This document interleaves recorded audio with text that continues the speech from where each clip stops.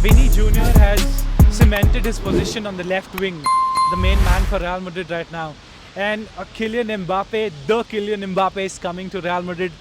I think it's the worst kept secret in the world, I feel. Yeah. How do you think both of them get together in the same lineup? Look, it's something that a lot of people have flagged as a potential issue. My question would be, you talk about Vinicius Jr. cementing his position on the left wing.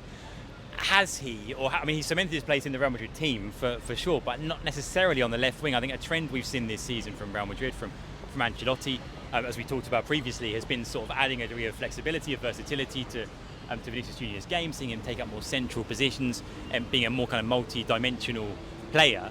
And like part of that has been about getting the best out of Vinicius, but part of it as well has been about preparing for Mbappe. And we'd most likely see them in a front two. I think the ideal scenario is them in a fluid front two, the same way we've seen Vini and Rodrigo this season, where they can both take up positions on the left or through the middle or on the right. Yes, look, Vinicius will always be most effective, I think, on the left, and Mbappe probably the same goes. But I don't necessarily see it in itself as being an issue. I think those two combine as a front two. I think they can play as part of a front three with Rodrigo or with Bellingham, with a lot of flexibility and fluidity and moving around and interchanging positions. I don't see a problem with that. I don't think it has to be one or the other. I think you can easily play with both of them in the team, and it doesn't have to be an issue. In fact, I think you can add a real degree of kind of unpredictability to the team, because opponents won't necessarily know which of them is going to be on the left or through the middle or on the right. So I don't see it necessarily as being an obstacle. I actually see it as quite an exciting opportunity. Oh, definitely, and it'll be an interesting challenge for Carlo Ancelotti as well.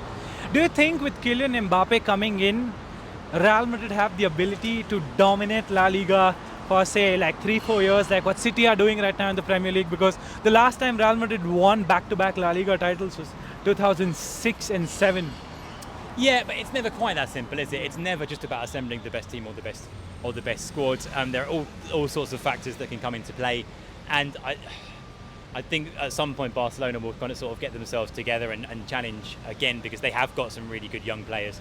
So I don't expect sort of City levels of dominance of winning it year after year. Look, will Madrid have the strongest team in the league? Yes, and certainly the strongest squad. And are they in a position they'll be favourites next season, and maybe for the next couple of years? Yes, but I'm not worried about a sort of a lack of competition in La Liga yet. Now, if we have this conversation in a year or two, I might feel differently. But right now, they're going to be the favourites next year to win it all, and maybe in Europe as well. But I also think that, like I say, maybe Barcelona get it together with Flick in charge. Maybe Atletico have a good season, as they have every couple of years, where they challenge for the title. It's not just about having the best collection of players. Definitely. We've seen that before with Galacticos as well. So, but yeah, it is what it is. Mbappe coming here, we'll have to watch out what him, Vinny, Rodrigo, Fede, all of them can do. But thank you again, Alex.